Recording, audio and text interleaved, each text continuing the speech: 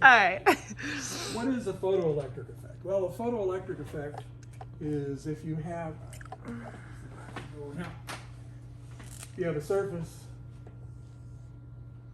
and you have a photon impinge on it, you'll have an electron that kicks off, yes? Yeah. All right. What evidence suggests that light has momentum? Well, there's the idea of Compton scattering. Compton scattering, where an X-ray photon hits an electron and causes it to move. And you can measure suddenly the electron that was just in one place now has energy and it has momentum. And so where'd that momentum come from? It had to come from the original photon. This is a picture of something called a space sail. Oh. And these have actually been put into orbit. In fact, this is a picture in orbit. It looks like Mexico down there. Oh, no, that's the end of Italy. We're over the Mediterranean. Oh. There's Italy and there's Greece. So at any rate, what this is a silver shiny mylar sail that you put perpendicular to the sun.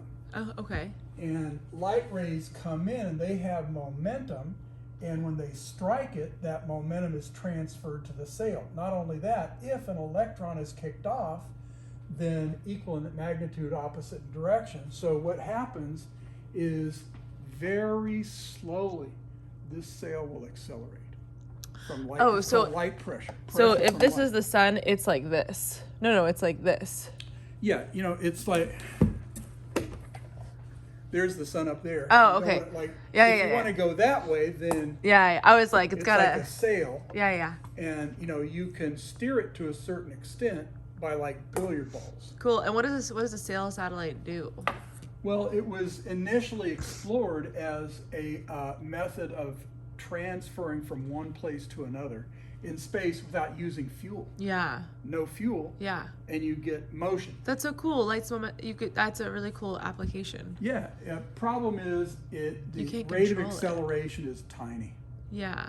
But if you accelerate for 5 months, you're up to a pretty nice speed. So can you control where it goes though? I would think they can. It's like a sailboat. If you're like this, it's going to bounce this way. It's going to have something like that. But maneuverability is not a strong side. Yeah. No. Okay. What is volt? Probably getting tired of this. Okay, volt is energy divided by charge. What's an electron volt? It's a unit of energy. An electron at rest is accelerated through this looks very familiar to me. Oh yeah, we accelerated through a potential difference of 3 volts. How much energy does it have? 3 electron volts. Yeah. If it's got that, and then what's the velocity? You can convert to joules. We're not going to do it again, but we go through that same process. Squared. Yeah, convert the 3 times this. Well, 3 times 16, 1545. That'd be 4.8 times 10 to the negative 19 joules. Yeah. Okay. And then the mass, we could find the velocity. Okay, if it's got that much energy, kinetic energy, how much work must be done to stop it? The same amount. 3 electron volts. Yeah. Okay, so now Young's twin slit experiment, that's the thing we did in the classroom where we had the demonstrates the wave nature of light. Okay, you've got this idea of a light source. You have 2 slits, and each one where you get constructive interference, you get a bright spot. Where you get destructive interference, you get a dark spot. No, is this originally, is it set up like this where there's a single slit and then a double slit? Or, I mean, they didn't have lasers. So that was a way They didn't have lasers. So what they would do is they would have a very bright light with a, and you had a single slit to give you like one set of wave fronts. Wave fronts. And there'd be a filter there that would only give like red light or green, whatever you got. And then you have these two slits that each act like sources, you know, like dipping your finger in a pool, Yeah. like the sim we saw on from FET. Yeah. The photoelectric effect demonstrates that light behaves like a particle. Yeah. Definitely. Okay, it behaves like a particle because it takes, you know, one photon will produce one electron. Okay, and so here's a sodium metal with your light photons coming in and your photoelectrons ejected from the surface. Okay, these competing phenomena are called the wave-particle duality of light. I want to tell you that actually light is a particle. Light is a photon. It's not a wave. And that, well then, what's all this other stuff we've been doing? I know. Electrons also exhibit wave properties when they pass through twin slits. Whoop whoop. 890. See, I started talking, you're getting stuff done. 890. Must be in the other book. Yeah. Nothing here.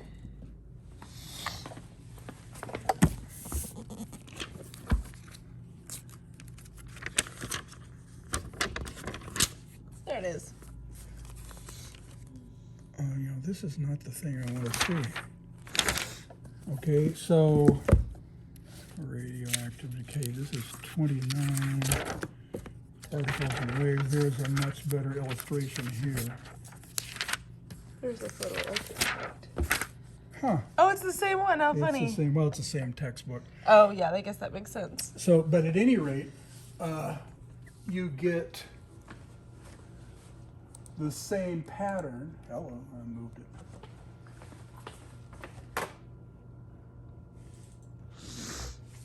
Okay. And you have electrons, which are clearly particles, which will pass through and will produce the same pattern. Here's an image of a screen where here's constructive interference or a bright band, and Yeah. destructive interference and a dark band. Well, question: what if you only have one electron go through? Same thing. No? Same thing, right? It takes a bunch of electrons Oh, striking the yeah. screen to make the image. Yes. Yeah. What if you only have one electron? Oh, I don't know. Where's it gonna go? Yeah. And what determines, you know, what the hell's going on here? Yeah. Okay, because this was an experiment that they did. They shot electrons through twin slits, and they got this pattern. Oh, Here's de-Broglie, happy-looking guy, snappy dresser. Obviously, he has a mirror. yeah. He said, particles that behave like waves have a wavelength. Cool. Just like particles can have, just like waves and particles can both have momentum. Yeah, okay. Okay, and so the particles can have a wavelength, and that de Broglie wavelength comes out of this right here. Notice the situation is that wavelength is h over p. Oh, they just flip flop the p and the h there. Okay, I see. Yep. And that last equation, p equals hf over there. Yep. The other one, okay. So at any rate, this is The constant. And then the de Broglie. momentum. And this is called the de Broglie wavelength. Mm-hmm. Okay. The de Broglie wavelength. And it's basically, well, if something has momentum, hello. Stupid computer. All right. So here we have an electron with, there's the mass, Wavelength. and it's moving at this speed. Uh-huh. What's the de Broglie wavelength? Well, what do we need in order to get that? Well, We we need just the need the momentum. momentum. Oh, Yeah, so we just M H. times V. H It- and then mv. Oh, okay, yeah, I see. So Let's go a little bit the here. wavelength, we'll call this dV, Mhm. de Broglie, is going to be h over the mass times the velocity. So that's going to be 6.6 times 10 to the negative 34 joule seconds divided by 9.0 that number. times 10 to the negative 31 kilograms times 6.0 times 10 to the 6 meters per second. Too bad you don't do caffeine.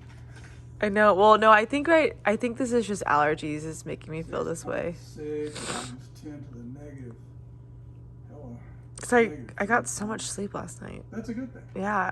Divided by parentheses 9.1 times 10 to the negative 31 times 6.0 times 10 to the 6. That's 1.2 times 10 to the 8. 1.2 times 10 to It's the a big wavelength. negative. Oh, never mind. Negative 10 meters. Oh, I thought you said something different.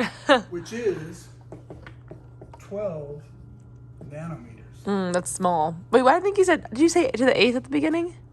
Yeah, I screwed up. Oh, okay. I looked at a different number. It's Oh, okay. 1.2 times 10 to the negative 10.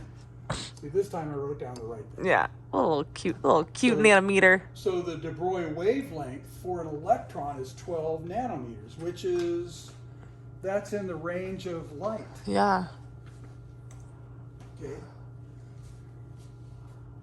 Determine the de Broglie wavelength for a baseball. Moving at a speed of 40.2.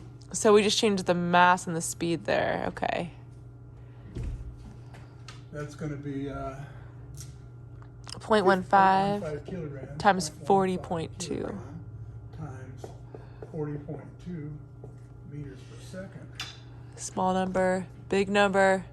6.6 times 10 to the negative 34 divided by 0.15 times 40.2. And I get 1 times 10 to the negative 32. Okay, yeah, it's got to be really small. 1 times 10 to the negative 32. That makes sense. Meters. I mean, that's, I don't even know if they have a prefix for that. I highly doubt it. The 32? No. No way. It goes to Femto 50. starts at 15. Yeah. All right, so a baseball has a wavelength, but it's ridiculously, impossibly short. That's interesting to think about. I had never really thought about that aspect of it. So when you're walking, you have a wavelength. Mm-hmm. All right, so now this is a big idea, the de Broglie wavelength, and this helps explain. It helps, but it does not explain what's going on. So let's see if we can figure out what's going on. What determines where an electron goes after passing through the slits? Now,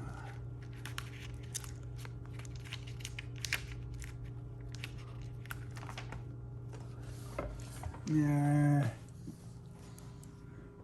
I think we did that stuff before. Oh, here it is. This is the one I was looking for. Okay, here's your twin slits. Here's your moving electrons. And this is after 100 electrons, you get this pattern. After 3,000, you get this pattern. After 7,000, you get this pattern. So can you see the pattern here? No, you can't. Not really. It's because you don't have. So, what is statistically, what does that suggest? That we can't know where it's going to be? Particle waves are probability waves. Ah, yes. And the question is, what's the probability that an electron will strike a particular point on the screen? Okay, because if you get the twin slits, you got the screen, you got one electron goes through it. If you have 1,000, some will go over here, some will go over here, some will, you'll have the pattern. But if you have one, where the hell is it going to go? Yeah, you don't know. So it's a probability wave. Okay. So the electron passes through the slit with some possible momentum. Possible momentum? Well, Some amount of momentum. can you guess where we're going? Yeah, I think so. All right, so I'm just going to draw one slit. Here's one slit. Okay. Here's an electron that comes in like this. Let's say it could go over here. That means over here, the momentum in the y direction is 0. Over here, it has some change in momentum. Oh, yeah. And Okay. so the greater the angle, the greater the change in momentum. Okay. So and this could be any number of things. Okay? And then it will strike the screen at, let's use green here. It'll strike the screen right here, y. And this is y equals 0, and that delta y is how far from the screen it'll hit. Okay. You got two things going on, because who the hell knows where it's going to go? Yeah. But it does. We can see by evidence that some of them go over here, some of them go. And so what's the probability that it'll have this momentum or that momentum? What's the probability that it'll strike the screen here or there? Okay, so these are two things that can vary. This is called the uncertainty of the momentum. This delta P, it's how uncertain the momentum is. That means we don't know. That the angle is. Yeah. Right.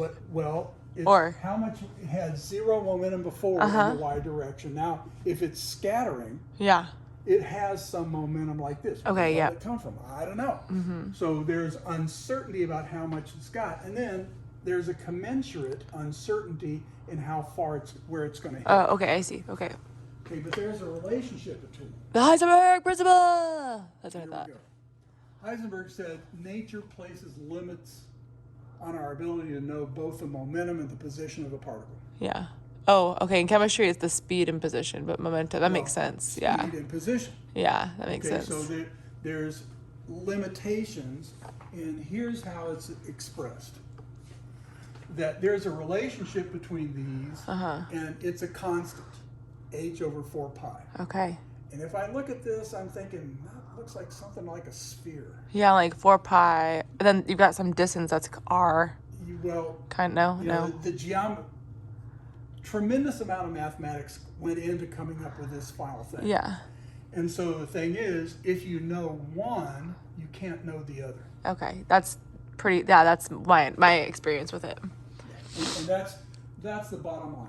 A part if you know one, you can't know the other. You can't know where. You know how fast it's going, you can't tell where it is. Why? Because it's going fast. Yeah. And if you know where it is, you can't tell how fast it's going. Why? Because you know where it is. Yeah. You know what I'm saying? Yeah. That's the simplest way to think about it. Now this could get confusing. I promise you.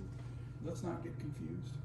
There's a corollary to that also says if you have different energy states, like in an atom, you have different energy states, and you say an electron pops up to a different energy state for a certain amount of time before it goes down. You can either know the energy state that it's in and not how long it's been there, or you can know how long it's been in a position but not know where that position is. Yeah. So these are the two sides of that same stone. I might start teaching more because this year I've leaned away from. I'll pause it here.